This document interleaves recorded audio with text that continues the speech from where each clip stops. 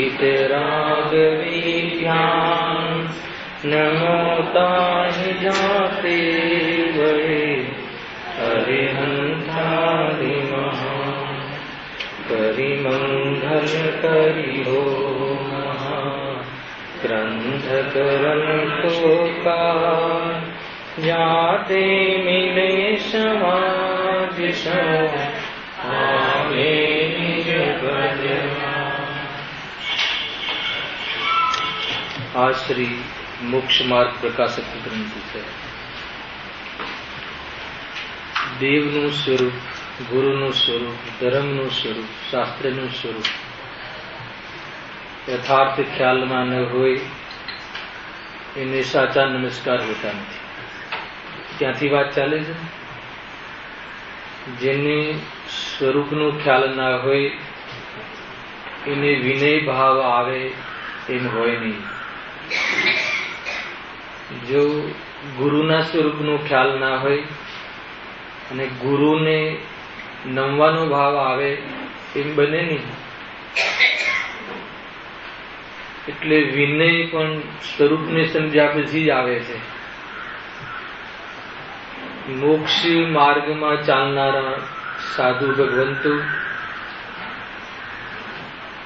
માત્ર એમને નમસ્કાર કરવા પૂરતું સ્વરૂપ સમજવું એમ નથી. બીજો એંગલ, પેલા તો સ્વરૂપ સમજ્યા વગર નમવાનો ભાવ સાચો આવે જ નહીં. અને ખાલી નમવા માટે સ્વરૂપ સમજવું એમ હોતું નથી. ગુરુનું સ્વરૂપ સમજતા, કેમ કે માર્ગ છે ને, એ માર્ગે ચાલીને સુખની પ્રાપ્તિ થાય છે. એટલે આપણે એ માર્ગમાં ચાલવું છે, અર્થાત તો એ પ્રમાણે સ્વરૂપને સમજીને એ પ્રમાણે પરિણમવું છે. એટલે સ્વરૂપની ચર્ચા અહીંયા આપણે કરીએ છીએ. મંગલ કરવું છે, અર્થાત તો પવિત્રતા સ્વરૂપમાં પર્યાયમાં પ્રાપ્ત કરવી છે. એટલે સ્વરૂપને સમજવાના અવસરો અહીંયા છે. હવે આચાર્ય, ઉપાધ્યાય અને સાધુનું સામાન્ય સ્વરૂપની ચર્ચામાં પ્રથમ કહે છે કે હવે આચાર્ય, ઉપાધ્યાય અને સાધુનું સ્વરૂપ અવલોકીએ છીએ, અવલોકન કરીએ છીએ. અવલોકવું એટલે આમ એક પ્રકારથી જાણીએ છીએ, છતાં અનુસરીએ છીએ. કઈ રીતે અનુસરવું? હાલ શ્રદ્ધામાં અનુસરવું છે ને. પણમનમાં તો શ્રદ્ધા પછી અનુસરવું થશે. પહેલા શ્રદ્ધામાં ખ્યાલ આવવો જોઈએ. જ્ઞાન સાથે શ્રદ્ધા પણ થવી જોઈએ કે નહીં. માર્ગ તો આ જ છે. માર્ગ મોહના કારણે કઠિન ભાષે છે. સર્વ સંબંધોથી રહી, કોઈ સંબંધ જ નહીં, ઘરમાં નહીં, અને સંયોગમાં પદાર્થ નહીં, તે સંબંધી રાગ નહીં. આ સુખનું સ્વરૂપ છે. અજ્ઞાનીને આ દુઃખનું સ્વરૂપ લાગે છે ને. એટલે આચાર્ય કહે છે કે ભાઈ, તારાથી આવું સ્વરૂપ ન નિભે તો ન નિભે. મુનિના સ્વરૂપને સમજાવતા પહેલા કહે છે કે ભલે તારાથી ન નિભે વાત જુદી, પરંતુ સ્વરૂપ તો આમ જ છે, શ્રદ્ધા કરી લેજે. આ ભાવમાં તારાથી ન નિભાવાય એવું સામર્થ્ય કદાચિત તારું ન પણ હોય એમ તો માનવામાં આવે, પરંતુ સ્વરૂપ આનાથી કઈ બીજું છે એમ નથી. સિદ્ધ દશારૂપ સાધ્ય દશાને પ્રાપ્ત કરવા રૂપ કોઈ કારણ હોય તો શુદ્ધોપયોગ રૂપ એક મુનિ માર્ગ છે. એ રીતે અવલોકન કરી, અનુમોદન કરી, શ્રદ્ધામાં અને અનુસરીને તારા ઉપયોગને ઠારવાળો પુરુષાર્થ કરજે. એ એકમાત્ર આપણું આ સમજવાનું અભિધેય છે. એ સમજવાનું એકમાત્ર ધ્યેય છે. કેમ કે હવે ઘણી ચર્ચા આવશે આના અંતર્ગત હે ને. એટલે જે વિરાગી બની હે ને, વિરાગી એટલે કોની વાત છે? આ ગ્રહસ્થ જો છે ને, દરેક પેરામાં એક શબ્દ પડ્યો છે, ગ્રહસ્થપણું છોડી હે ને.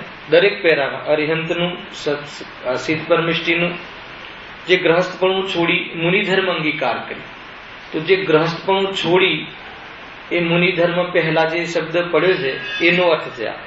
જે વિરાગી બની સમસ્ત પરિગ્રહ છોડી, એટલે ગ્રહસ્થપણું છોડી.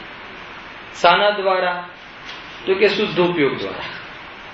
છે એને ઉપાય એક જ છે, શુદ્ધમાં રહીને, આત્મામાં રહીને, આત્મામાં રહે, આત્મામાં ગમે, આત્મામાં સ્થિર રહે, એને બહારમાં ઉપેક્ષા ભાવ વર્તે. વિરાગતાની વાત છે. વૈરાગ્ય અસલી વૈરાગ્યની વાત છે. સમ્યક દ્રષ્ટિને જ અસલી વૈરાગ્ય હોય છે. અહીંયા સમ્યક દ્રષ્ટિ હવે મુનિ બને છે એની ચર્ચા છે. સમ્યક દર્શન છે, ઘરમાં તો આત્મદર્શન પ્રાપ્ત કરી લીધું છે.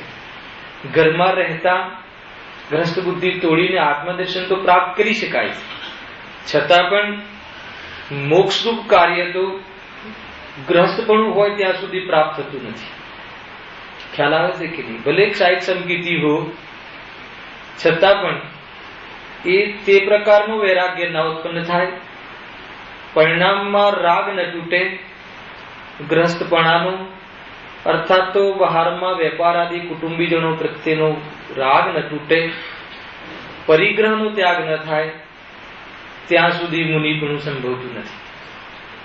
અને માર્ગમાં ભલે શરૂઆત કરી છે ગ્રસ્ત દિશામાં, છતાં પ્રચુર માર્ગ સ્વસંવેદન રૂપ આત્માના વેદનના પ્રકારે એ નિજરા સંભવ છે એની અહીંયા ચર્ચા છે. વિરાગી બની એટલે શાનાથી? સંસારમાં જે હવે રાગ ઉભો છે એનાથી વિરક્ત થવાની વાત છે. હે ને, કોઈ માની લો કે ઘરમાં ઝઘડો થયો અને ન બોલે, છોડી દે ઘર, અને ધન કોઈ ખાઈ જાય અને એના તરફથી સંબંધ તોડી નાખે, અને એનું નામ વિરક્ત નથી. અને કસાય છૂટે એ રીતે વિરક્ત થાય. કસાયને લઈને છોડે એ પ્રસંગની વાત નથી. માત્ર કસાયના ભાવમાં છૂટે પદાર્થો એવું સ્વરૂપ નથી હોતું. કસાયને લઈને પણ છૂટતું જોયું છે. હે ને, ઘણા જેવો આમ આવે ને કે ભાઈ નહીં, કોઈ બહારમાં કોઈ મિત્ર પાર્ટનરે કોઈ ધોખો કર્યો હોય તો કે નહીં, તમારી સાથે સંબંધ નહીં, એ વૈરાગ નથી, એ તો દ્વેષ છે. કોઈ કોઈનું બગાડી નહીં શકે. હવે મારે આ સંસારમાં રહેવાનું શું પ્રયોજન છે? એ બલ દ્વારા જે વિરક્તા આવે એની ચર્ચા છે. હે ને, કોઈ માન ખાતર છોડે, કોઈ પુણ્ય ખાતર છોડે, એ છોડવાની વાત નથી. અહીંયા તો સ્વરૂપનો ખ્યાલ આવતા ક્યાંય ઉપયોગ જચે નહીં, ક્યાંય ઉપયોગને ફાવે નહીં એની ચર્ચા છે. એવો જ જ્યાં સ્વપરનો વિભાગ પડ્યો ન હોય, જ્યાં સ્વપરનું ભેદ જ્ઞાન ન હોય, જ્યાં સ્વપરનું ભેદ જ્ઞાન કરી અને સ્વમાં ઉપયોગપણું ન વર્ત્યું હોય, એને ક્યારે પરની ઉપેક્ષા ન થાય.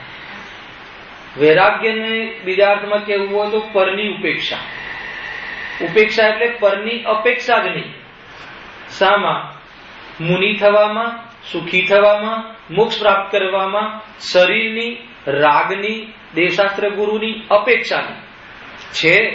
લક્ષ કરશે, જ્યાં સુધી પૂર્ણતા ન આવે ત્યાં સુધી એવા ભાવ જોવા મળશે, પરંતુ એનાથી આત્મા સધાય છે, એનાથી સાધ્ય દશા પ્રાપ્ત થાય છે એવું જેની માન્યતામાં તૂટી ગયું છે, એને તે રાગની અને તે પદાર્થોની ઉપેક્ષા રહે છે, અપેક્ષા હોતી નથી. એનું નામ વૈરાગ્ય છે. અને એ વાત છે અહીંયા ઘણા જીવો કહે છે ને કે ભાઈ, જેમ કે ઓલી ભક્તિમાં છે ને કે વસ્ત્રનો ધાગો પણ નહીં. શું છે લીટી? હા, વસ્ત્ર કા ધાગા भी नहीं तन पर, એક વસ્ત્રનો ટુકડો भी नहीं ગુરુદેવના શબ્દનો, કે એક વસ્ત્રનો ટુકડો પણ ન રાખે. એમ તો ઘણા જીવોને વર્તમાનમાં નવા છોકરાઓ આવે એમ થાય કે દયા આવે એમને મુનિરાજો પર કે બિચારા એક વસ્ત્રનો ધાગો પણ નહીં, એક વસ્ત્રનો ટુકડો પણ નહીં. હે ને, તો એને કહે છે કે તને ઠંડીમાં ધાબળા જોઈએ, એને હીટર જોઈએ, ગરમીમાં પંખો જોઈએ, તો કે તું કેટલો પરાધીન છે, કે બિચારો તો તું છે. એને મુનિરાજ પર કરુણા કરે છે. મુનિરાજ કરુણાના સાગર છે સ્વયં, કે એ જીવ કે તને આટલી પરાધીનતામાં તને નિરંતર દુઃખ વેદાય છે, એનું સાક્ષાત એક પ્રકારથી સાક્ષાત સ્વરૂપ છે. એને એ પ્રમાણે વાસ્તવમાં મુનિરાજનું સ્વરૂપ છે. અને ઘણા જીવોને થાય ને વર્તમાનમાં કે ભાઈ ધર્મ પ્રચાર પ્રસાર કરવા માટે થોડુંક સાધનનો ઉપયોગ કરી લે તો શું વાંધો છે? હે ને, થોડુંક એક મતલબ ગાડી રાખી લે મુનિરાજ તો શું વાંધો છે કે ધર્મ પ્રચાર પ્રસાર અર્થે. ઘણા લોકોની આવી આપણે સમુદાયમાં રહીએ એટલે સાંભળીએ ને કે થોડોક જમાનો બદલાયો છે તો થોડુંક એકાદ વસ્ત્ર રાખી લેતા હોય તો શું વાંધો છે, હે ને. તો એને કહે છે કે તને તો અવર્ણવાદ છે જ સ્વરૂપનો, પણ એમને વાંધો છે, કેમ કે એમને એ પ્રમાણેનો રાગ તૂટી ગયો છે. આપણે ત્યાંથી જોતા નથી. એ સંબંધી રાગ જ ન હોય તો એ પ્રમાણે ભાવ આવતો નથી, બહારમાં એ પ્રમાણે સંયોગ જોવા મળતો નથી. ત્યાંથી વસ્તુ જોવાની છે. આપણે એને રાગથી જોઈએ છે, દુનિયાની દ્રષ્ટિથી જોઈએ છે, કેવું લાગે. ઘણા છોકરાઓ આ રીતે વિચારે છે કે ભાઈ આપણે નગ્ન મુનિરાજ આવે તો કેવું લાગે, હે ને. તો બાળક નગ્ન જન્મે છે તો કેવું લાગે, એને કપડા સહિત જન્મે છે બાળક, કોટ સહિત જન્મે છે. અને નગ્ન બાળક મેને માતા હાથમાં લે, બીજી સ્ત્રીઓ હાથમાં લે, અને કોઈને વિકાર આવે છે તો અંદરથી પણ નિર્વિકાર ને બહારથી પણ નિર્વિકાર આવવું એક સ્વરૂપ છે. વસ્ત્ર સહિત કોઈ જતું હોય તો વિકાર નથી આવતો, હે ને. આ તો તમે તે દિવસે વાત કહી એટલે મને મગજમાં ખ્યાલ આવે, હે ને. તમારા બજારમાં વાત ચાલી હતી ને કે ભાઈ કોઈ મુનિરાજ નીકળ્યા તો કે ભાઈ આ કેવા છે. અરે પણ કેવા છે શું, એ તો મૂળ સ્વરૂપ છે. અંદરથી પણ નગ્ન ને બહારથી પણ નગ્ન, રંજ માત્ર પણ વિકાર નહીં, અને ઢાંકવાનો ભાવ નહીં. કેમ ભાવ નહીં? કેમ કે હું છું નહીં, એ તરફનું કોઈ પ્રયોજન નથી. અને અલગ ચિંતન છે ભાઈ, આ તો મુનિરાજનું સ્વરૂપ છે. અને ઘણા લોકો આવા શબ્દ કે ભાઈ આમ ઢોરની જેમ નગ્ન ફરે છે. અરે તને ખ્યાલ નથી કે નગ્ન ઢોર તને લાગે છે, અને એ તો નગ્નતા, અંદરની નગ્નતા જે છે મોહરાગ્વેષની નગ્નતા છે, એટલે બહારમાં પણ ભાવ નથી આવતા. એ તો સુંદર તત્વ છે. રંજ માત્ર પણ વિકાર નહીં, એને બાળકવત તથા જાત રૂપ પ્રવચનસારમાં કહે છે, જેવું બાળક જન્મે એવું રૂપ, એવું જેવું છે એવું. કાંઈ પણ લઈને બાળક ન આવે તો કાંઈ પણ લઈને ન રહે જીવન પર્યંત. જે પ્રાપ્ય છે, શરીર તો પ્રાપ્ય છે, જે અપ્રાપ્ય છે, બીજા પદાર્થો અપ્રાપ્ય છે, નવા પદાર્થો પ્રાપ્ત કરે છે. એવા પદાર્થો મુનિરાજના સંયોગમાં જોવા ના મળે. કેમ ના મળે? કેમ કે રાગ નથી. રાગ નથી એટલે એ પદાર્થ સંબંધી એમને ભેગા કરવાનો ભાવ નથી આવતો. એવી જાતનું સ્વરૂપ છે ભાઈ. જો વિરાગી બની, ગજબની વાત છે, હે ને. વિરાગી એટલે અંતરંગ બહિરંગ નિર્ગ્રંથ પણ. ક્યારે થઈશું બાહ્યાંતર નિર્ગ્રંથ જેવું, એની ચર્ચા છે. એવો વિરાગ અંદરમાં નિરંતર એમ આવે કે ક્યારે હું નિર્ગ્રંથ બનું, ક્યારે એવી અંતરંગ બહિરંગ પદાર્થો આટલી જરૂર, એટલી આસક્તિ તૂટી જાય. ઘરમાં રહેતા રહેતા હજુ ચોકડી ફરી નથી, સમજજો, છતાં એને હજુ એવો અંદરમાં ભાવ આવે છે કે આસક્તિ એટલી મંદ પડી જાય છે કે મુનિ બનવા તૈયાર થવા વાળો જીવ. રાગ તૂટવાની હવે બસ ક્ષણભર વાર છે. દીક્ષા લેવા માટે મુનિરાજ પાસે જશે. કાલે વિદાયની વેળા બતાવી હતી. વિદાય લેતા કેવું ત્યાં સ્વરૂપ હશે, હે ને. એ પુરુષની જનનીના આત્મા કહે છે ને, હે આ પુરુષની, આ પુરુષ એટલે પુરુષના શરીરની જનનીના આત્મા, તું આત્મા છે, નિશ્ચયથી તું મારા આત્માને જન્મ અપાવી શકતી નથી. એટલે ભ્રાંતિ મને તૂટી ગઈ છે. તું પણ ભ્રાંતિ તોડ ને હું જઉં છું જંગલમાં. એટલે હું સર્વ સંબંધોનું છે ને, સર્વ સંબંધોનું શું છે ભૂલી ગયા. સર્વ સંબંધનું બંધન તીક્ષ્ણ થઈ ગયું. ગજબ છે. વિચાર શું કા પુરુષને બનતું છે. આ સ્વરૂપ છે સર્વ સંબંધનું બંધન. શું તોડવાનું છે? બંધન. સર્વ સંબંધો. કયા સંબંધો છે ભાઈ? રાગ દ્વેષના સંબંધો છે, સાધર્મીના સંબંધો, ભાઈ બહેનના સંબંધો, પિતા પુત્રના સંબંધો. એ સંબંધો શું છે? બંધન છે. બંધન કોને લાગે છે? જેને અબંધનો સ્વાદ ચાખ્યો. આ ખાસ રાખજો. જેને અબંધ સ્વરૂપનો ખ્યાલ આવ્યો હોય એને આ બંધન લાગે, અને અબંધ સ્વરૂપનો જેને સ્વાદ ન ચાખ્યો હોય એને બંધન સુખરૂપ લાગે. મૂળ અહીંયાથી જોવાનું. અબંધ સ્વરૂપ એટલે શું? કે આત્માનો આ જે સંબંધ છે, જે આત્મા જે બંધન કરે છે, એ તો દુઃખરૂપ છે. એ આત્માનો સ્વભાવ નથી, એ આત્માનું જે સ્વરૂપ નથી. એવો જેને નિર્ણય થાય છે આત્મા તો અબંધ સ્વરૂપ છે, એવો સંબંધ રાખવા છતાં પણ આત્મા એ થયો નથી, એવી જે પ્રતીતિ છે અબંધ સ્વરૂપની, જેને ખ્યાલ છે, એને હર સમય આ બંધન લાગે છે. અને જેને બંધન લાગે છે એને છૂટવાનો પુરુષાર્થ સાથે રહે છે. તો કઈ રીતે છૂટે? પુત્રથી છૂટે, પત્નીથી છૂટે કે બંધનથી છૂટે? બંધન ભાવથી છૂટે. એ રીતે અહીંયા કહે છે ભાઈ, એ રીતે છે. જો જે વિરાગી બની સમસ્ત પરિગ્રહ છોડી, અંતરંગ બહિરંગ સમસ્ત પરિગ્રહ છોડવાની વાત છે. એને કાલે આ ચર્ચા થઈ ગઈ હતી. અંતરંગ અને બહિરંગ સર્વ પ્રકારના પરિગ્રહો જે ત્યાગે છે, આત્મા અપરિગ્રહી છે. જે મિથ્યાત્વ, ક્રોધમાન, માયાલોભ આદિ જે ગ્રહણ કરવાની પદ્ધતિ ચાલુ હતી એ ગ્રહણ શાના આધાર પર છોડ્યું? સમજો કઈ રીતે આ ગ્રહણ કરવાની વિધિ છોડે છે. પેલા તો એ ગ્રહણ કરે છે, અજ્ઞાની પરિગ્રહને ગ્રહણ કરે છે. કયા પરિગ્રહને? અંતરંગ. એને એ સીધારૂપથી તો એને દુઃખરૂપ માને છે. કાલે વાત કરી હતી, સીધારૂપથી તો ક્રોધમાન, માયાલોભ, મિથ્યાત્વને દુઃખરૂપ માને છે, પણ પરોક્ષ રૂપથી એને ગ્રહણ કરે છે. કઈ રીતે ગ્રહણ કરે છે? કે ભાઈ શરીરથી તો સુખ મળે છે, શરીર વગર ધર્મ કઈ રીતે થાય? એ રીતે મિથ્યાત્વને ગ્રહણ કરે છે. અનુશાસન, ક્રોધ વગર કઈ રીતે ચલાવાય, સ્વાભિમાન વગર કેવી રીતે જીવાય, એને ચતુરાઈ વગર જીવનમાં કોણ ચાનું પૂછે છે કે નહીં? ચતુરાઈથી જો ધંધો આદિ કમાવી નહીં તો આપણને બહારમાં કોણ પૂછે? તો એવી રીતે તે પરિગ્રહને ગ્રહણ કરે છે. એટલે એને ઉપાદેય માને છે, એનો આગ્રહ રાખે છે, જીવન એનાથી માને છે, એને પ્રાણ માને છે, એનાથી એ પોતાનું આ જીવન માને છે. હે ને? કોઈ એને પૂછે નહીં તો એમ લાગે કે જાણે હું કઈ છું જ નહીં. તો એમ માને છે કે મને કોઈ પૂછે. તો એ રીતે શાનું ગ્રહણ કરે છે? પરિગ્રહ. પરિગ્રહ કયા? 10. હે 14. ક્રોધ, માન, માયાલોભ, નવ કસાય, હાસ્ય આદિ વગર તો પોતાનું જીવન એને હે હાસ્ય વગર તો હસવાના તો પ્રયોગો ચાલે. કારણ કે હસવાથી શું થાય? સુખ પ્રાપ્ત થાય. અહીંયા કસાય છે.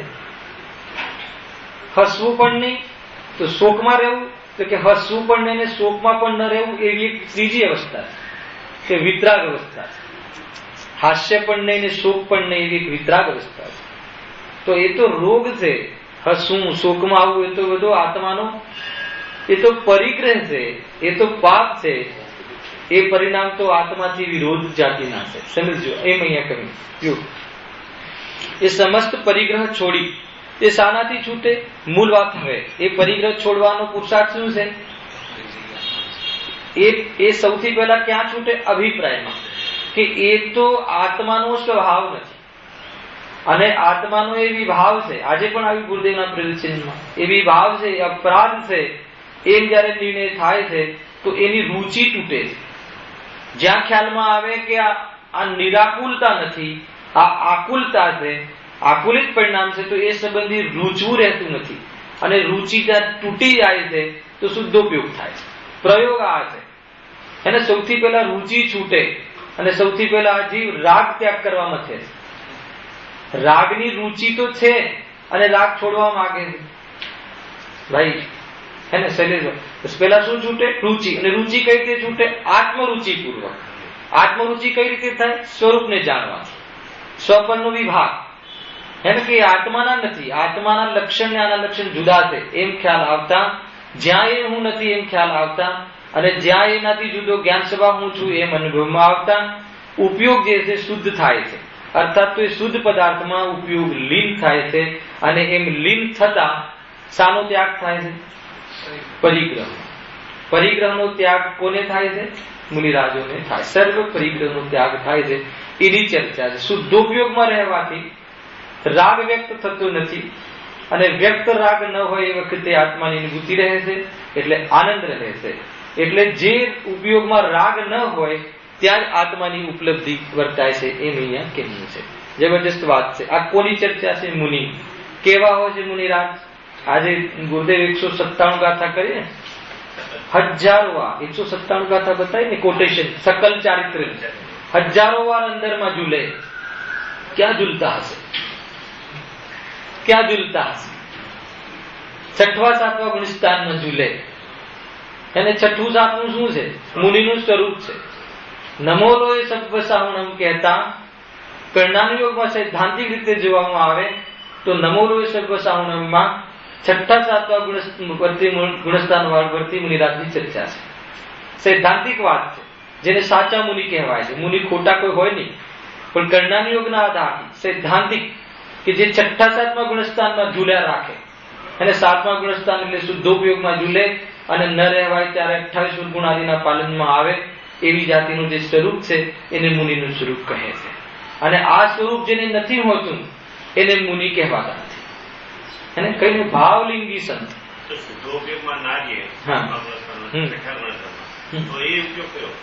શુભ ઉપયોગ.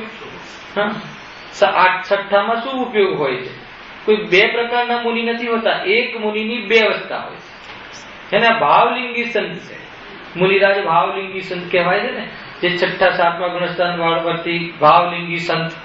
તો આ ભાવલિંગ શું છે ને દ્રવ્યલિંગ શું છે સમજવા જેવું છે કે એક છે દ્રવ્યલિંગ અને એક છે ભાવલિંગ. લિંગ એટલે ચિહ્ન, લિંગ એટલે વેશ. એને થોડું સિદ્ધાંતથી સમજજો. લિંગ એટલે ચિહ્ન, લિંગ એટલે વેશ. કોનો વેશ? કોની ચર્ચા ચાલે છે? મુનિનો. તો મુનિનો બાહ્ય ચિહ્ન શું છે, બાહ્ય વેશ શું છે અને અંતરંગ વેશ શું છે, અંતરંગ ચિહ્ન શું છે? તો બાહ્ય જે ચિહ્ન છે એને દ્રવ્યલિંગ કહેવાય છે અને અંતરંગ જે ચિહ્ન છે એને ભાવલિંગ કહેવાય છે. તો ભાવલિંગ શું છે કે મિથ્યાત્વ અને ત્રણ ચોકડી કસાયના ભાવપૂર્વક વ્યક્ત વિતરાગતા જે છે એટલી શુદ્ધોપયોગ. સમજો ફરીથી, મિથ્યાત્વ કેમ કહ્યું? ઘણા લોકો કહે ને આમ, અથવા એકાંતે બોલી પણ જાય છે કે ત્રણ ચોકડી કસાય. આપણે પણ બોલીએ છીએ, પણ એમાં મિથ્યાત્વ ભેગું લેવું. મિથ્યાત્વ અને ત્રણ ચોકડી કસાયના ભાવપૂર્વક કેમ મિથ્યાત્વ ભેગું હવે કહેવું? કેમ કે એવા પણ જીવો થાય છે કે ભાઈ જો અમારે બહાર તો બધું 28 મૂળ ગુણનું પાલન છે ને, એટલે અમારે ત્રણ ચોકડી કસાયનો ભાવ છે. મિથ્યાત્વનો અભાવ થયો ન હોય એના વગર એક ચોકડી શું, એક કસાયનો અભાવ ન થાય. જ્યાં સુધી ખોટી માન્યતા, જ્યાં સુધી સ્વપનનો વિભાગ, જ્યાં સુધી આત્મા હું શું છું એવો પૂરા દ્રવ્યોની વચ્ચેથી એને પરિચય ન કર્યો હોય ત્યાં સુધી રંચ માત્ર પણ કસાય ઘટતી નથી. મંદ તો થાય છે રાકેશભાઈ, અભાવ ન થાય. ધનમાં સુખ બુદ્ધિ, સુખ બુદ્ધિનો ત્યાગ ન થાય ત્યાં સુધી તે સંબંધી કસાયનો, તે સંબંધી મેળવવાની કસાયનો અભાવ ન થાય. બની શકે કે બહારમાં કોઈ કર્મથી એ ધન ન રહે એવી સ્થિતિ બને.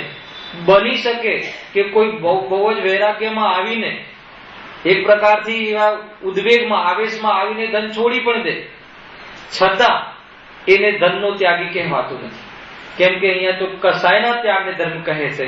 તો જ્યાં સુધી એ પદાર્થમાં સુખ બુદ્ધિ હોય અને કસાય મટે એમ નથી હોતું. અને પહેલા પદાર્થમાં સુખ બુદ્ધિ મટે એટલે મિથ્યાત્વ કસાયનો જનક છે.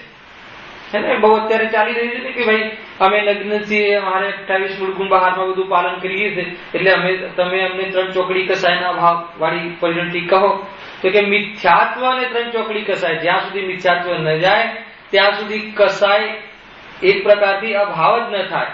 અને જેને મિથ્યાત્વ દ્રઢ હોય એને કસાય મંદ પણ ન થાય. ગજબ છે. આત્માની અરુચિ હોય અને બહારમાં એટલી મંદતા કરી લે કે એક પ્રકારથી આખું 10 કરોડ ધન રૂપિયા આપી દે, છતાં કહે છે કે મોક્ષ માર્ગમાં જે કસાયની મનતા કહી દે એ પ્રકારની કસાયની મનતા નથી. ખ્યાલ આવે છે કે નહીં? ઘણું સમજવામાં આવશે. અહીંયા અત્યારે દ્રવ્યલિંગ ભાવલિંગ ની વાત ચાલે છે. દ્રવ્યલિંગ એટલે બહારનો વેશ અને ભાવલિંગ એટલે અંતરંગનો વેશ. તો ભાવલિંગ શું છે?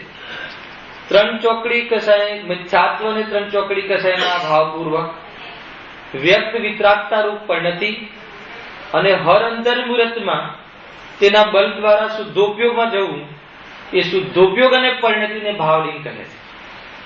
મુનિરાજનો જે શુદ્ધોપયોગ છે લેવો અહીંયા, હે ને? ચતુર્થ ગુણસ્થાનના શુદ્ધોપયોગ ને પંચમ ગુણસ્થાનના શુદ્ધોપયોગની વાત નથી. ત્યાં એને એ રીતે ભાવલિંગ, એને શ્રાવકનું ભાવલિંગ અલગ અને આ મુનિનું ભાવલિંગ અલગ. મુનિની જે વિતરાગતા છે, પ્રચુર વિતરાગતા, અને ચોકડીની ચર્ચા આગળ થઈ ગઈ છે. મિથ્યાત્વ, અનંતાનુબંધી, અપ્રત્યાખ્યાનાવર્ણીય, પ્રત્યાખ્યાનાવર્ણીય, એ ત્રણ ચોકડી. એ ચોકડી અને મિથ્યાત્વનો જેને આ ભાવ છે, આત્માના બલ દ્વારા એ કસાય ન રહી અને એ કસાયના ભાવમાં જે વિતરાગતા રહે છે, પરિણતિ રૂપ નિરંતર અને ક્યારેક હર અંતર મુહૂર્તમાં શુદ્ધોપયોગ રહે છે, એને ભાવલિંગ કહે છે. સમજ્યું? અને આવી જેને ભાવલિંગ હોય છે, આવું જેને વિતરાગતા હોય છે, એ શુદ્ધોપયોગ છૂટતા શુદ્ધો, હવે તમારો પ્રશ્નનો જવાબ દીધું, એને શુદ્ધોપયોગ છૂટે હરંતર વ્રતમાં, એને શુભ ક્રિયા 28 મૂળ ગુણના પાલન રૂપ ઈર્યા સમિતિ પૂર્વક ચાલવું, વૈષ્ણવ સમિતિ પૂર્વક આહાર, તે પ્રકારના શુભ ભાવ રૂપ અને તે શુભ ભાવના અનુકૂળ ક્રિયા, બહારની ક્રિયા, એ ક્રિયા અને શુભ ભાવ એ બંને થઈને દ્રવ્યલિંગી છે. ખ્યાલ આવે કે એને દ્રવ્યલિંગ એ બહારનો વેશ, જેને અંદરમાં આટલી વિતરાગતા હોય એને બહારમાં તેવી જાતિની શુભ ક્રિયા, કેવી જાતિની? 28 મૂળ ગુણ રૂપની, આગળ ચર્ચા કરીશું. 28 મૂળ ગુણ ઈર્યા સમિતિ આદિ પૂર્વક ચાલવું, હે ને, એષ્ણા સમિતિ પૂર્વક આદિ ભોજન લેવું, એટલો મંદ રાગ હોય છે એવો શુભ ભાવ અને એ શુભ ભાવના અનુકૂળ ક્રિયા, એને ક્યારેક ક્રિયા જોવા મળે અને ક્રિયા જોવા ન પણ મળે, પણ હર મુનિરાજ જો પૂર્ણતાને પ્રાપ્ત ન કરે તો સાતું છઠ્ઠું બન્યા રાખે છે. 1000 વર્ષ કોણે તપ કર્યું? બાહુબલી ભગવાન, મુનિ ભગવંતે. અને 1000 વર્ષ બહાર કોઈ ક્રિયા ન દેખાય તો 1000 વર્ષ ધ્યાન હોય? ખ્યાલ આવે શું કહું? 1000 વર્ષ કે 1 વર્ષ? 1 વર્ષ. 1 વર્ષ ધ્યાનમાં ઉભા રહ્યા ને, આહાર બાર પણ ન ઉતર્યા 1 વર્ષ સુધી, તો 1 વર્ષ કોઈ ધ્યાન હોય? તો બહારમાં પેલી 28 મૂળ ગુણની ક્રિયાઓ ન દેખાય, પરંતુ એ વિકલ્પમાં જરૂર આવે. સમજો, એ વિકલ્પ તૂટે. એના અંતર્મુહૂર્ત એકાગ્રતાથી ધ્યાન થતા કેવલ જ્ઞાન થાય ધ્યાન, તો 1 વર્ષનું સડન ધ્યાન ન હોય. એ તો સ્થૂલ કથન છે કે એ તો એ ધ્યાનમાં હોવા છતાં ઉપયોગ ધ્યાન છોડી અને વિકલ્પમાં આવે, છતાં વિકલ્પ લંબાય નહીં, પાછા અંદર ચાલ્યા જાય, એટલે બહાર ક્રિયા ન દેખાય. તો એ દ્રવ્યલિંગ કોને કહ્યું? કે અંદરમાં વિતરાગતા એ પહેલી શરત, એની સાથે શરત ઇન ધ સેન્સ કે એવી હોય અને બહારમાં આવી જાતિના જ રાગ હોય, એનાથી થોડો ડિગ્રીનો પણ રાગ વધારે ન હોય અને એનાથી કોઈ અનર્ગલ ક્રિયા ન દેખાય, એવો જે નગ્નતા આદિ અને બહારમાં જે ચાલવા આદિની જે ક્રિયા છે મુનિરાજની, એ પ્રમાણે એને દ્રવ્યલિંગ કહે છે. તો એ જે ભાવલિંગી છે, ભાવલિંગના આધારે એને ભાવલિંગી કહેવાય અને એ વેશના આધારે એને દ્રવ્યલિંગી કહેવાય. તો એ જ મુનિ, જે મુનિ ભાવલિંગી છે એ જ મુનિ દ્રવ્યલિંગી છે. સમજો, આપણે દ્રવ્યલિંગી કહેતા સીધો આપણને એમ થાય એલર્જી આવી જાય છે. દ્રવ્યલિંગી તો મુનિનું બહારનું સ્વરૂપ છે, અને દ્રવ્યલિંગ ક્યાં સુધી હોય છે? હે ને, પૂરા 14 ગુણ સ્થાનમાં દ્રવ્યલિંગ. નગ્નતા બી એક સામાન્ય કે નગ્નતા દ્રવ્યલિંગ છે, યથાજાતરૂપ દ્રવ્યલિંગ છે. તો દ્રવ્યલિંગ તો બહારનો વેશ છે, પણ એ દ્રવ્યલિંગ થી સાધ્ય દશા સધાતી નથી. મોક્ષ માર્ગમાં અનિવાર્ય છે. મોક્ષ માર્ગમાં ચાલવા વાળા જીવ, ત્રણ ચોકડી કસાયના ભાવની વિતરાગતા વાળા જીવ છેક અર્યંત અવસ્થા સુધી બહારમાં નગ્ન સ્વરૂપે હોય છે, છતાં એ દ્રવ્યલિંગ ભાવલિંગને સાથે દ્રવ્યલિંગ દ્વારા ભાવલિંગનો નિર્વાહ થાય એમ નથી. દ્રવ્યલિંગથી ભાવલિંગનું જ્ઞાન જરૂર થાય. શું કહ્યું? દ્રવ્યલિંગ ભાવલિંગને બતાવે, જે બહારમાં નગ્ન હોય, પીછી કમંડલ રાખતા હોય, એનાથી આપણને એમ જ્ઞાન થાય કે આ ત્રણ ચોકડી કસાયની ભાવની વિતરાગતા મિથ્યાત્વના ભાવપૂર્વક એવી જાતિની વિતરાગતા અહીંયા વિદ્યમાન છે, એમ અનુમાન જ્ઞાન દ્વારા એનો નિર્ણય થઈ શકે. હવે એને છે કે નથી એની ચર્ચા હાલ નથી, આ તો સૈદ્ધાંતિક વાત. જેને આમ ન હોય એ નમો લોય સવસાવણમાં ન આવે. સાચું ખોટું વ્યક્તિના આધાર ઉપર છે. સિદ્ધાંત તો સાચો આ છે કે છઠ્ઠા સાતવામાં રહે. હવે જે આ છઠ્ઠા સાતવા રૂપે ન રહે એ નમો લોય સવસાવણમાં ન આવે. એટલે આપણે ત્યાં સુધી ઉપયોગ લંબાવવો નથી. આપણે નિર્ણય એટલો કર્યો છે કે જેને અંદરમાં આટલી વિતરાગતા હોય તો બહારમાં આવો વેશ હોય છે. એટલે જે દ્રવ્યલિંગી અને ભાવલિંગી મુનિ બે ના હોય, જે દ્રવ્યલિંગી છે એ જ ભાવલિંગી છે અને જે ભાવલિંગી છે એ દ્રવ્યલિંગી છે. હે ને, એટલો ખ્યાલમાં આવે. હવે કર્ણાન યોગની ઓરથી આની ચર્ચા ઓર જબરજસ્ત છે. દ્રવ્યલિંગ જે છે એ વારંવાર બદલાતું નથી, સમજજો. અને ભાવલિંગ તો ક્ષણમાં બદલાઈ જાય, સંભવ છે. સમજો, હવે આ મૂળ વાત આવે છે. પેલા દ્રવ્યલિંગ ભાવલિંગ ની ખ્યાલ આવી કે નહીં? ભાવલિંગ કદાચ તમે જ પૂછ્યું હતું, ભાઈ ભાવલિંગ શું છે? ત્રણ ચોકડી મિથ્યાત્વ અને ત્રણ ચોકડી કસાયના ભાવપૂર્વક જેટલી વ્યક્ત વિતરાગતા છે, હે ને, એ પરિણતિ અને હર અંતર્મુહૂર્તમાં શુદ્ધોપયોગ રહે, એ વાસ્તવમાં જે નિશ્ચય કહેવાય, એ વાસ્તવમાં વિતરાગ પરિણતિ કહેવાય, એને ભાવલિંગ કહે છે. આવી શુદ્ધિ, આવી વિતરાગતા જેને હોય એને આહાર આદિની જે વિધિ છે એ છઠ્ઠા ગુણસ્થાન કહેવાય. એ છઠ્ઠામાં એટલે કે છઠ્ઠામાં આવીને કરે એમ નહીં, એ શુભમાં આવી જાય એ કાલને છઠ્ઠું કહેવાય છે. એ શુભમાં આવી જાય એ કાલને છઠ્ઠું કહેવાય છે. અને એ કાલનો નિયમ છે અંતર્મુહૂર્તમાં અંદર જાય. જે અંદરમાં જાય એટલે એનો વિકલ્પ છૂટી જાય, ક્રિયા પણ ન દેખાય. એવી જે ધ્યાન અવસ્થા છે એને ભાવલિંગ કહેવાય છે. એને વાસ્તવમાં સાતમું ગુણસ્થાન કહેવાય. છઠ્ઠામાં પરિણતિ રૂપે હોય છે અને સાતમામાં ઉપયોગ રૂપથી હોય છે. છઠ્ઠામાં કઈ ભાવલિંગ જતું રહે છે એમ નહીં. જ્યારે આ હારમાં મુનિરાજ વર્તતા હોય ત્યારે એટલી જ વિતરાગતા પરિણતિ રૂપે હોય છે. અને આ હારનો કેટલી ડિગ્રીનો અને કેવી પ્રકારનો કેવી રીતનો ભાવ આવે ફિક્સ છે મુનિરાજને. અને એ ભાવનો અભાવ થાય હર અંતર્મુહૂર્તથી વધારે ટકે નહીં. એ કેમ કે એટલી કસાય એટલી મંદ છે, એટલી હીન કસાય છે કે એ ભાવ ટકતું નથી. અને બહારમાં બાળક રડે એટલે ભાવ જતો રહ્યો એમ નહીં, એમને ભાવ રહે જ નહીં. એને એ ભાવ રહેવાનો કાલ જ એમનો એટલો પાણીમાં ખેંચેલી લીટીના સમાન છે. એટલે એ જ્યાં જાય ત્યાં જે એ ભાવ નીકળી જાય એટલે શુદ્ધોપયોગમાં આવે. તો આ શુદ્ધોપયોગ ને શુદ્ધ પરિણતિ ભાવલિંગ છે. આટલી વિતરાગતા સાથે બહારમાં જે નગ્નતા આદિ, બહારમાં જે અન્ય અણુ માત્ર એને સંયોગમાં ના હોય, ઉપકરણ રૂપ પીછી કમંડલ શાસ્ત્ર માત્ર હોય, અને 28 ગુણની પ્રક્રિયા શુભભાવરૂપથી અને ક્રિયારૂપથી જેને તે પ્રમાણે યોગ્ય કાલમાં જોવા મળે છે એને બહારનો વેશ આ સિવાય મુનિરાજ અન્ય ક્રિયામાં જોવા ના મળે. જ્યારે આપણે એનો વિસ્તાર કરીશું, જ્યારે એની ચર્ચા કરીશું, તમને ખ્યાલ આવે કે આ રીતે હોય છે. બહારનો વેશ પણ જબરજસ્ત છે. આને દ્રવ્યલિંગી અને ભાવલિંગી, એક જ મુનિરાજ દ્રવ્યલિંગી ને ભાવલિંગી. હવે શું થાય છે કે જે ભાવલિંગી મુનિરાજ છે એ ભાવલિંગ છે, એ ભાવ છે, એ જીવનો વિતરાગ ભાવ છે, એ ભાવ વેશ છે. તો એ જે ભાવ છે એ ભાવ બની શકે કે બદલાઈ શકે. સમજજો, એમાં બદલાવાનો ચાન્સીસ છે. અને દ્રવ્યલિંગ એનું એ રહે. ખ્યાલ આવે છે?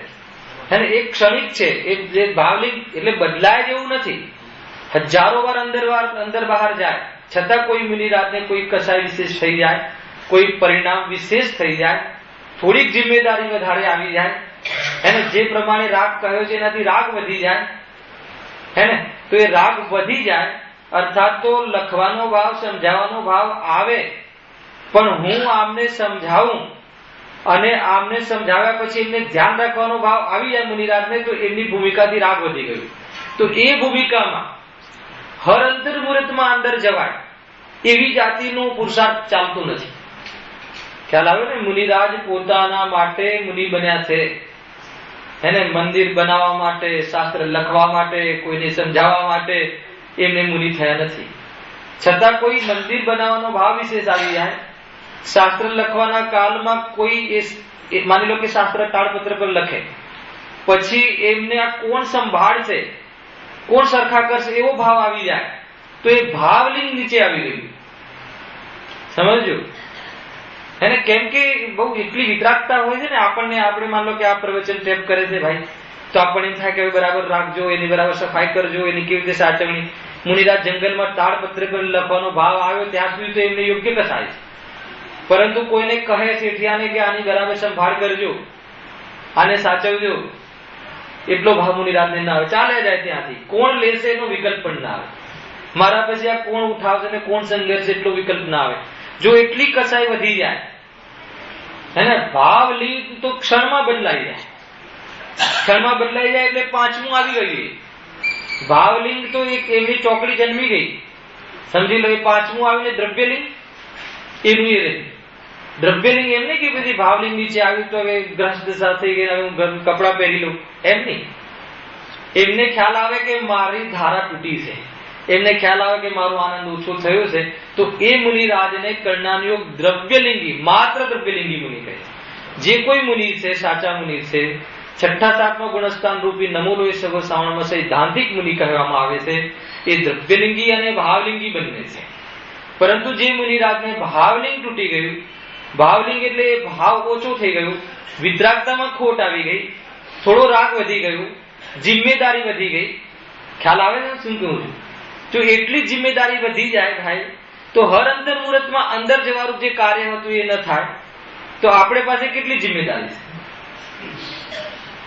કેટલી જવાબદારી દુનિયાની લઈને બેઠા છીએ. અને એ જવાબદારી થોડી, એ જવાબદારીમાં ઉપાધિ બુદ્ધિ લઈને બેઠા છીએ કે મારા વગર તો અસંભવ જ નથી. ઉપાધિ બુદ્ધિ તો એને આત્માની રુચિ જ નથી એ જીવને, હે ને. ગ્રસ્ત દિશામાં જવાબદારીના ભાવ આવે, ગ્રસ્ત દિશામાં કુટુંબાદીના ભાવ આવે. મુનિરાજને તો એ ભાવ જ જતા રહ્યા છે, હે ને. એ માની લો કે કોઈ મુનિ છે, હવે મુનિ બન્યા પછી એ જે ગામથી હતા પેલા સંસારમાં ત્યાંથી નીકળે અને સામે એનો ભાઈ કોઈ આહાર માટે ઉભો હોય તો આ મારો ભાઈ જેવો ભાવ આવે? આવે જ નહીં. આવે તો મુનિ ન રહે. સમજો શું જ્ઞાન થાય? પૂર્વનો ભાઈ છે એમ જ્ઞાન ન થાય. પૂર્વનો ભાઈ છે એમ થોડી જ્ઞાન થાય. એ તો આત્મા છે, એ તો પર છે, પૃથક છે, એમ થયું ને. સંસાર દશામાં મારા સંસાર દશામાં આવું પરિણામ હતું એનું જ્ઞાન થાય, પરંતુ આ મારો ભાઈ છે એવો ભાવ ના આવે. મારો ભાઈ છે એટલે હું વધારે સમજાવું એમ ભાવ ના આવે. સમજો કેવી જાતિનો એમનું વિતરાગતા હોય છે. અને કસાય વધી જાય, જે ગામડું હોય ત્યાં 3 દિવસથી વધારે રહેવાનો ભાવ આવે તો ભાવલિંગ નીચે આવી ગયું, ભાવલિંગ બદલાઈ જાય છે. ભાવલિંગ ક્ષણિક. ગામડામાં 3 દિવસથી વધારે રહેવાનો ભાવ ના આવે ગામડામાં, કેમ કે એમને રાગાંશ છે ને, તો કસાય વધી જાય, અને કસાય વધી જાય તો મુનિપણું ન રહે, એટલે રહેવાનો ભાવ જ ના આવે. ચોથા દિવસે તો જોવા જ ના મળે ત્યાં. એને તમને કલ્પના બહાર લાગશે સ્વરૂપ ક્યાં કેવું છે, હે. ચતુર્માસ છોડીને, ચતુર્માસ તો વિશેષ જીવ હિંસા ત્યાં ન થાય એ શ્રદ્ધી એમને પરિણામ રહે છે. જ્યાં રાગ વધતો દેખાય ત્યાં મુનિરાજ ઉભા ન રહે, હે ને. એની ચર્ચા તો લેશું આપણે. મારે દ્રવ્યલિંગ અને ભાવલિંગ સમજાવું તો એ ભાવલિંગ ત્યાં ન રહ્યું. ભાવલિંગ તો ક્ષણ ક્ષણમાં બદલાય, બદલાઈ જાય એવું નહીં, બદલાઈ શકે.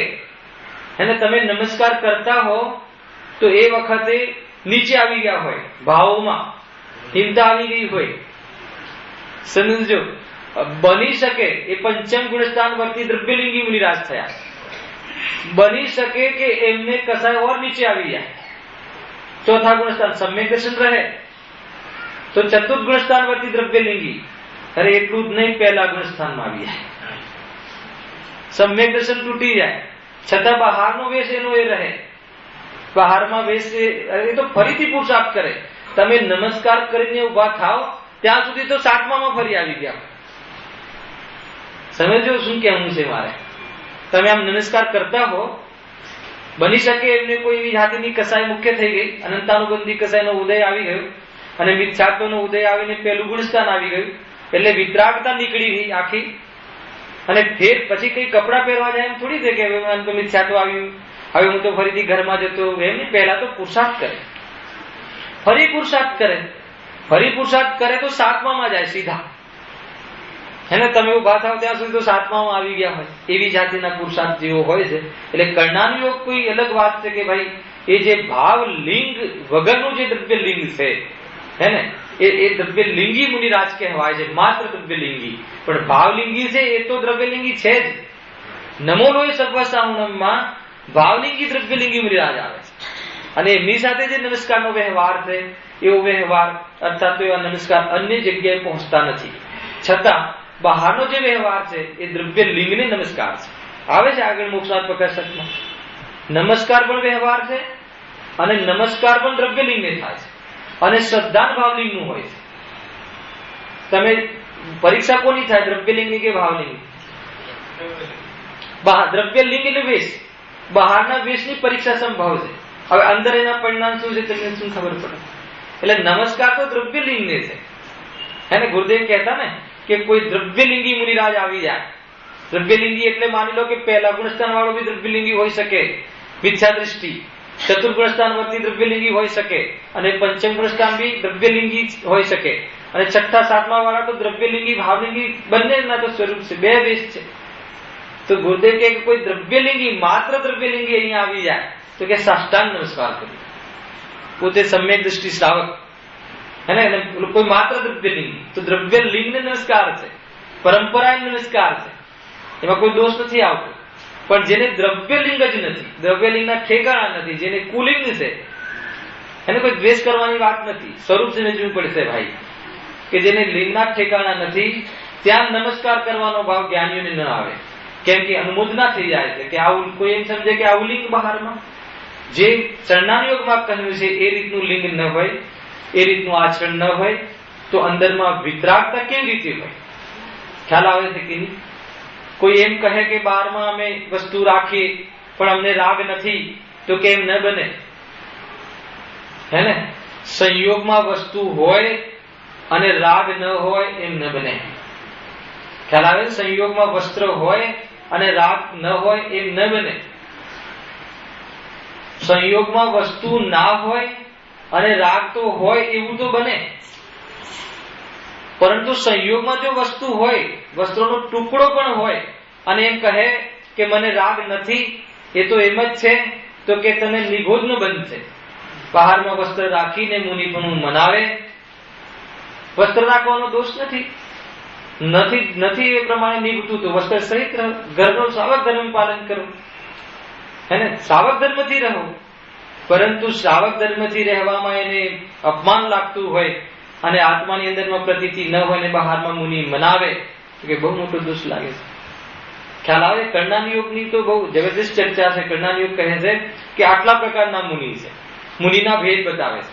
એમાં જે નમોલોય સબ્વસાવન જે કહ્યું છે એકમાત્ર ભાવલિંગી સંત, અને એ બી શુદ્ધોપયોગ, હર અંતર્મુરત વાળો શુદ્ધોપયોગ.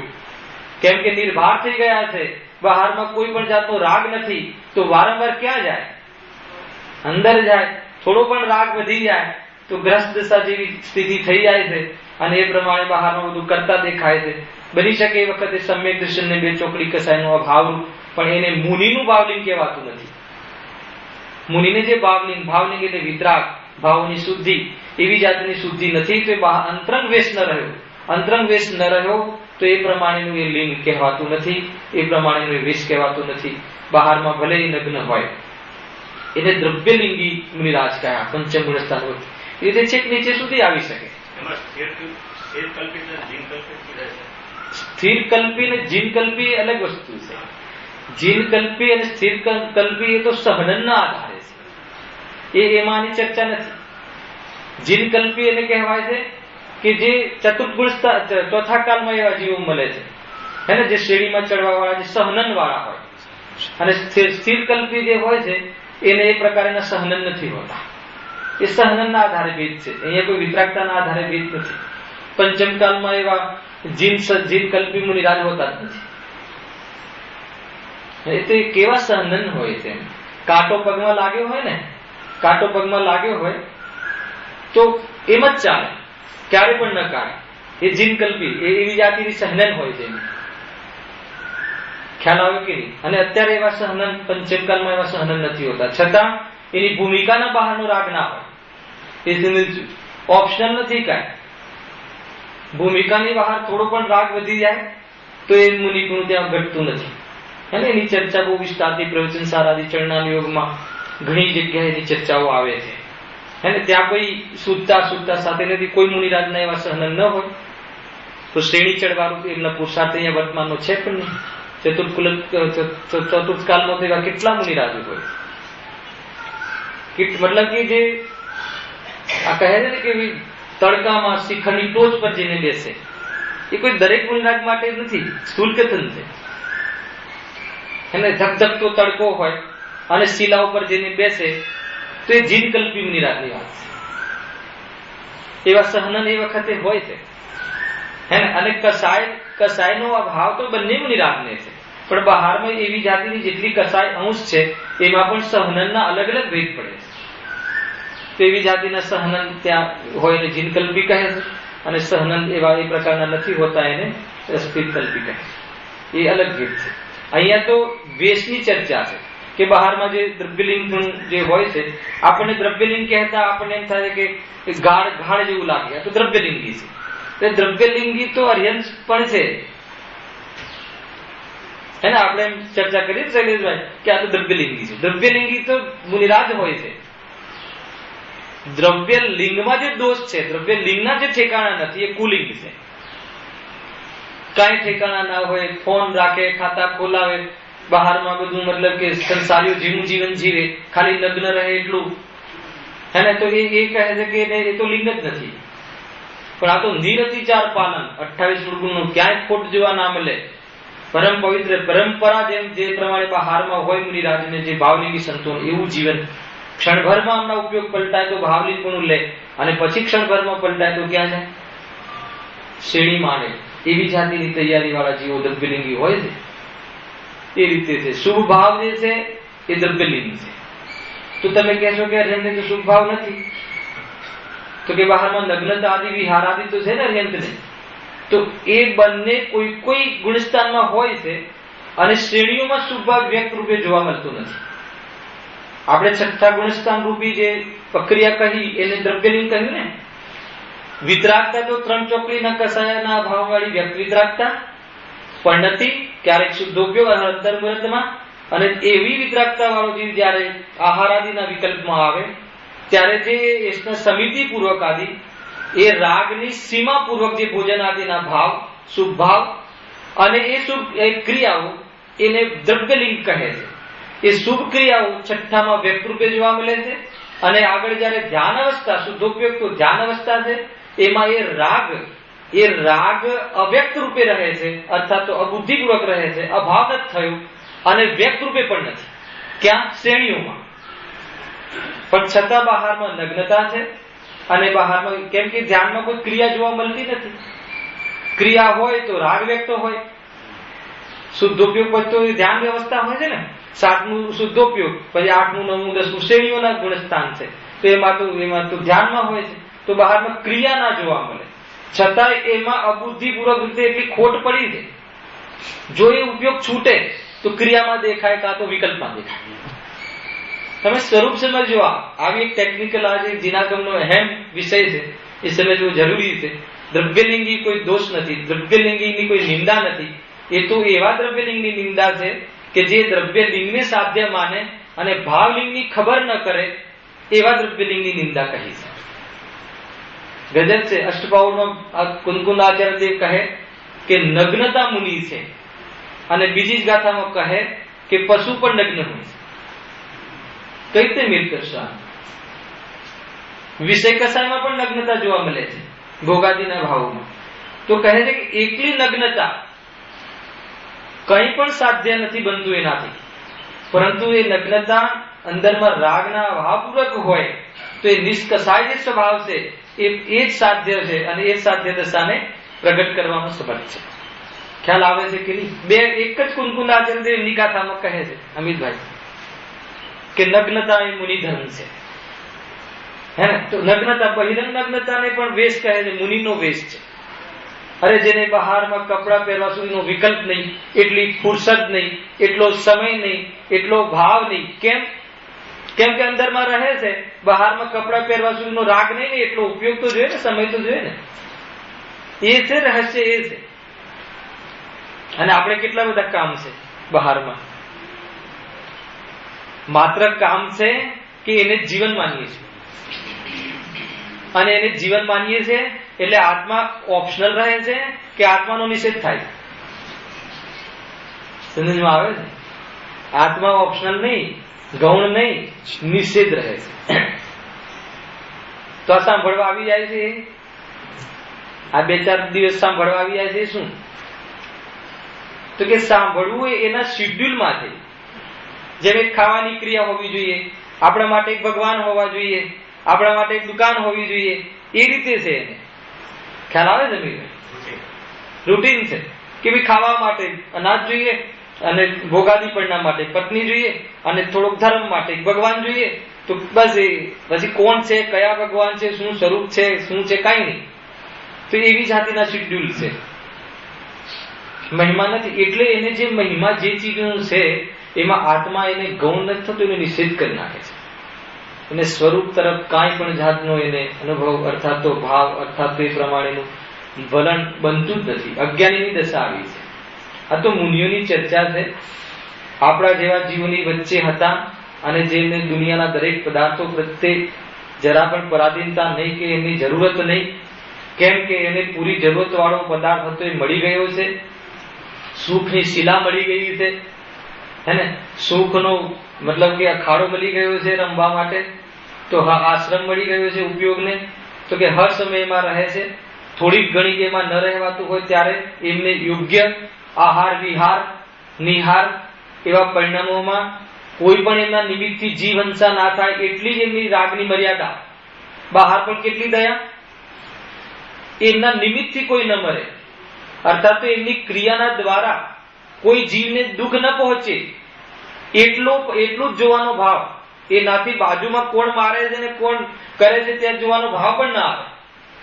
કેમ ના આવે? ખ્યાલ આવે છે શું કહું છું? એમને એ જે દયાનો ભાવ પણ મર્યાદિત. કોઈ કહે કે ત્યાં કોઈ મારતું હોય, સર્વ બધી ગાયોને બચાવવાના, એ બધું એમનું કામ નથી. એ તો ગ્રહસ્થીઓના કામ છે, એને પાંજરા પોળમાં મતલબ કે બધા જીવોને જીવ દયા, તો કે એ બધું એમનું કામ નથી. સૌ પહેલા સ્વરૂપની દયા. સ્વરૂપમાં જવાતું હોય તો બહાર આવવાનો પ્રશ્ન નહીં, પણ બહાર આવવાનો જે ભાવ આવે તો એના નિમિત્તમાં કોઈ જીવ હિંસા થતી દેખાય તો ત્યાં ઇલિયા સમિતિ પૂર્વક ચાલવા આદિનો જે ભાવ આવે એટલો રાગ મુનિરાજને આવે. એ રાગ શું છે?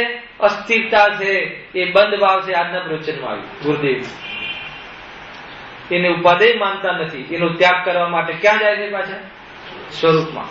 ત્યાગ કરવા માટે જાય છે કે સ્વરૂપમાં જાય એટલે ત્યાગ થઈ જાય છે? કઈ કરતું તો ના પકડાઈ જવું છે. સ્વરૂપમાં જાય એટલે બહારનો રાગ વ્યક્ત રહેતો નથી. એટલે આ રીતે દ્રવ્યલિંગ ને ભાવલિંગ એક સાથે હોય છે, પણ કોઈનું ભાવલિંગ સળંગ ન રહે તો બદલાયા કરે તો નીચે આવી શકે તો એ પૂજ્યતા જ છે, એની પૂજ્યતા ગઈ નથી. કેમ કે પૂજ્યતા તો બહારના લિંગોને હોય છે અને શ્રદ્ધા અંદરના લિંગને હોય છે, સમજજો. પણ રાજમાર્ગ એ નથી કે તમારે તપાસ કરવા જવાની જરૂર નથી કે અંદરમાં એની 3 ચોક કઈ રીતે કરશો બેટા. કદાચિત કોઈ જ્ઞાની ધર્માત્મા સમ્યક દ્રષ્ટિ જીવ, સમજજો, મુનિરાજની જોડે ચર્ચા કરતા આદિમાં એમને જ્ઞાનમાં આવી જાય, પકડમાં આવી જાય કે મુનિરાજનું અંતરંગ પરિણતિમાં ખોટ છે. સ્વયં મુનિરાજને તો ખ્યાલ આવે જ કે હું હવે નીચે આવી ગયો છું, છતાં કોઈ સમ્યક દ્રષ્ટિને ખ્યાલ આવી જાય તો બી પરંપરાના બગાડ ન થાય એ માટે. પરંપરા ધર્મનું કારણ છે. પરંપરા એટલે એનાથી ધર્મ થાય એમ નહીં. ધર્મની સાથે રહેવા વાળો આ વેશ છે, અનિવાર્ય રૂપથી છે. એ પ્રકારે એને સાષ્ટાંગ નમસ્કાર કરે છે અને ક્યારે પણ પબ્લિકમાં કહેતા નથી, કેમ કે એમના પાસે ઉપગોહન અંગ હોય છે. અને તે જીવ ઈશારાથી પરોક્ષ રીતેથી એ જીવ સ્થિર થાય એવી જાતિના એના ઉદ્ગાર રહે છે. ડાયરેક્ટ ન કહે. જબરજસ્ત વ્યવહારો છે જ્ઞાનીઓનો, હે ને. એ તો જયારે આપણે આવશે તે 8 અંગ આદિ, એને ક્યારે બી એ જ્ઞાની ધર્માત્મા ધર્મની બહારમાં બદનામી થાય એવું ન કરે. એનો અર્થ એમ નથી કે કોઈ પણ ને ધર્મ માની લે, સમજો. દરેક બેલેન્સ રાખજો. ન કહે એટલે કહેવાની શું જરૂર છે? પોતાની શ્રદ્ધા ન જામે તો ન રહે ત્યાં. અને બહારમાં કદાચિત બરાબર દ્રવ્યલિંગ હોય, અંદરમાં ભાવલિંગ થોડું ખંડિત થઈ ગયું હોય, એમ ખ્યાલ આવે તો મુનિરાજ કેવી રીતે સ્થિર થાય? સમ્યક દ્રષ્ટિજી ગ્રસ્ત એવી રીતે પરોક્ષ રીતે ઈશારો કરે છે. એ રીતે જાતિના વચનો દ્વારા એ પ્રમાણે જીવો સ્થિર થતા દેખાય છે. એ પ્રકારથી એમ સમજવું કે કોઈ દ્રવ્યલિંગની કોઈ નિંદા છે નહીં. કેમ કે ઘણી વખત આપણે ગ્રુપોમાં જતા હોઈએ છીએ ને કે આ તો દ્રવ્યલિંગી છે. અરે દ્રવ્યલિંગી છે એમાં તમે અર્હંતનો નિષેધ કર્યો. અર્હંત ભગવાન બી દ્રવ્યલિંગ છે, એમને પણ દ્રવ્યલિંગ છે. બહારમાં દ્રવ્યલિંગ પૂરી મુનિ દશામાં હોય છે, પરંતુ ભાવલિંગ વગરનું જે દ્રવ્યલિંગ છે એને ક્યારેક કુંદાચાર્ય દેવે નિંદા કરી, છતાં પણ બહાર અંતરંગ પરિણતિમાં ભાવલિંગ ખંડિત થતું હોય તો મુનિરાજનું દ્રવ્યલિંગ શુદ્ધ હોય છે કે નમસ્કાર વ્યવહાર છે અને દ્રવ્યલિંગ વ્યવહાર છે. વ્યવહારથી વ્યવહારને નમસ્કાર થાય છે. 6ઠા ગુણસ્થાન સુધી વંદે વંદક ભાવ હોય છે. એના પછી તો વંદે વંદક ભાવ પણ નથી હોતો. કોને વંદે? અંદરમાં મુનિ સમાઈ જાય તો મુનિ કયા મુનિને વંદે? એ તો મુનિ પોતાના ગુરુને વંદન કરે ને, પણ અંદરમાં સમાઈ જાય તો વંદવાનો ભાવ જ નથી હોતો. આ તો અંતરંગ ભાવોની વાત છે. અંતરંગમાં જે શુદ્ધતા કેળવાય છે એને ભાવલિંગ કહે છે. એની પણ ફિક્સ માત્રા છે. 2 ચોકડીના કસાયના ભાવવાળી વિતરાગતાને ભાવલિંગ મુનિના ભાવલિંગ નથી કહેતા. શ્રાવકનું ભાવલિંગ કહો એને, પણ એ મુનિનું ભાવલિંગ નથી. મુનિનું ભાવલિંગ તો મતલબ કે એટલી વિતરાગતા છે કે એ ખાતા હોય તો એ ખાતા નથી. એક પ્રકારથી એ ચલતે ફિરતે સિદ્ધ, સાક્ષાત મુનિ ભગવંતને સાક્ષાત સિદ્ધ જેવો અનુભવ કરતા હોય છે.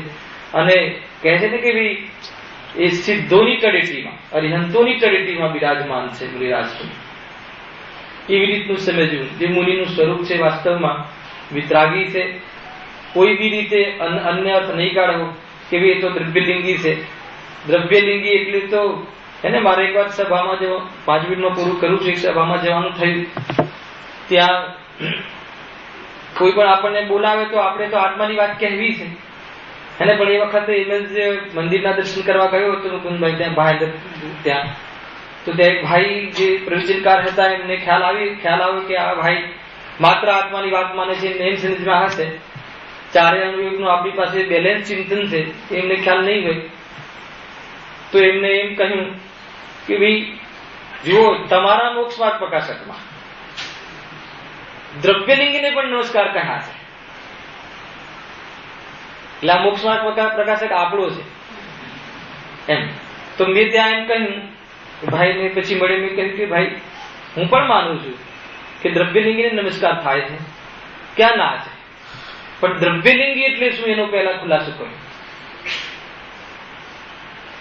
ખ્યાલ આવ્યો કે નહીં? પહેલા ખુલાસો કરો તમે સભામાં, કહો કે દ્રવ્યલિંગી કોને કહેવાય. 28 મૂળ ગુણનું યથાર્થ નિરતિચાર પાલન કરે, અંદરના ભાવલિંગ પૂર્વક હે ને, એ તો મુનિ દશા છે.